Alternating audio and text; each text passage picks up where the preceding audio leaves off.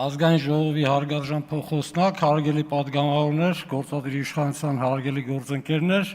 այսօր հունիսի 18-ին կառավարության նախաձեռնությամբ վարչապետի գլխավորած նախաձեռնությունը վերաբերում է քաղաքծառայության մասին օրենքում եւ հանրային ծառայության մասին օրենքում փոփոխություններին, որի հիմնական նպատակն է գրավչության բարձրացումը եւ հանրային կառավարման բարեփոխումների ռազմավարության ողջագրված տաղանդների կառավարման ուղենիշի իրացումը։ Մասնավորապես քաղաքացիական ծառայության մասին օրենքի 31-րդ հոդվածի 5-րդ մասում առաջարկվող փոփոխություններով նախատեսվում է, որ փորձնակները կարող են նաև վարձատրվել, մինչ այսօր գործող օրենսդրությամբ իմպերատիվ պահանջ կար, որ չեն վարձատրվում, եւ երկրորդ նախատեսվում է, որ փորձնակների ստաժը ոչ միայն գործող իրավակարգավորումներով հաշվի պիտի առնել միայն քաղաքացիական ծառայության պաշտոն զբաղեցնելու պարագայում, այլ նաև որևէ հանրային ծառայության պաշտոն զբաղեցնելու դեպքում։ Մյուս հոդվածներում խոսքը գնում է 11-րդ հոդվածի 37-րդ եւ 39-րդ հոդվածներում փոփոխությունները կրում են տեխնիկական բնույթ եւ հիմնականում պայմանավորված են դեռ եւս նախանցած տարեվերջին կատարված փոփոխություններով հղումների անհամապատասխանությունը շտկելուն։ Նախագծի վերջին անցումային դրույթները սահմանող հոդվածով նախատեսում ենք, որ հանրային ծառայողների ստաժի հաշվարկումը որպես հանրային ծառայության ստաժ, փորձնակների ստաժը որպես հանրային ծառայության ստաժ ետին ուժ ենք տալիս, այսինքն մինչ օրս բոլոր փորձնակների ստաժը պիտի համարվի որպես հանրային ծառայության ստաժ, իսկ լիազորող նորմով նույն նախագծով նախատեսված համակարգող փոխվարչապետի կարգը,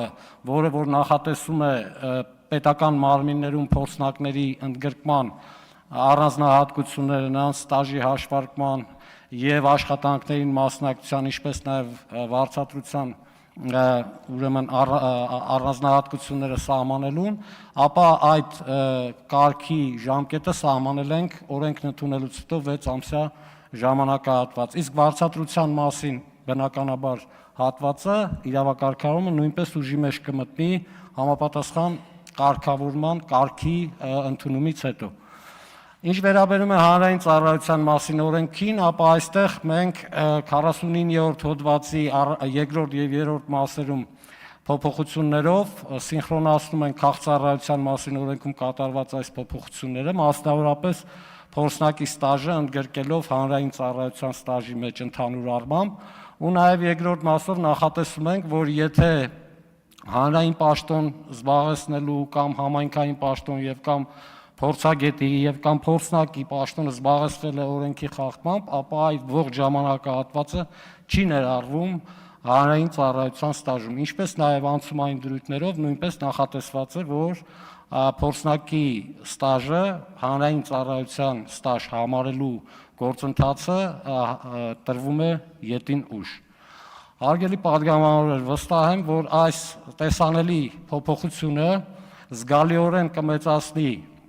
հանրային ծառայության գրավչությունը եւ լսելի կլինի մեր երիտասարդներին, որոնք որ մղում ունեն իրացնելու իրենց սահմանադրական իրավունքը եւ անցնելու հանրային ծառայություն։ Շնորհակալություն։